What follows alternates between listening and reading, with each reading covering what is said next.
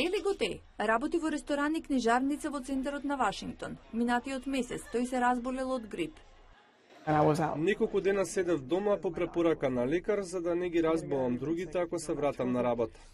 Истото го препорачуваат официјалните лица и за коронавирусот. Ако не се чувствувате добро, останете дома.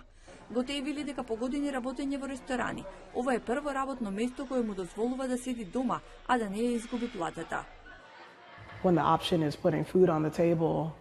Кога треба да одберете дали да можете да ставите храна на маса или да седите дома кога сте болни, многу луѓе одбираат да одат на работа и болни. Енди Шелал е собственик на ресторанот каде што работи тој. Сум работел во ресторани, знам како е. Воопшто не се двоумев. Соединетите Американски држави се една од малкуте држави во светот без закон за задолжително боледување. Шелал смета дека Вашингтон треба да донесе мерки за платено отсуство од работа кога работникот е болен.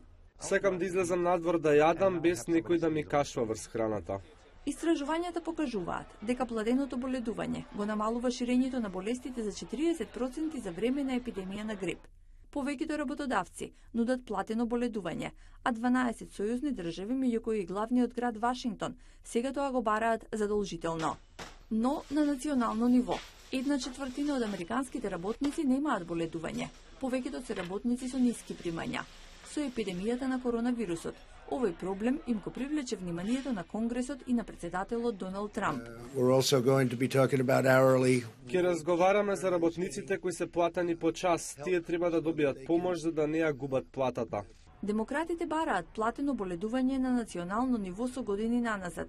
Бизнисмените и републиканците се спротивставуваат на ваквите барања, нарекувајќи ги прескапи и рестриктивни. Но ваквата опозиција почна да се намалува по ширењето на коронавирусот. Шелал вели дека ова е позитивен резултат што произлегол од лоша ситуација. Понекогаш се потребни ситуации како оваа со коронавирусот да сватиме дека начинот на кој функционираат работите не ја прави Америка одлична за живење.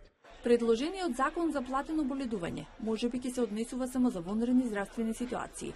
Останува прашањето дали ќе важи за сезонски грип, стомачен вирус или слични ситуации, откако ќе заврши епидемијата на коронавирусот.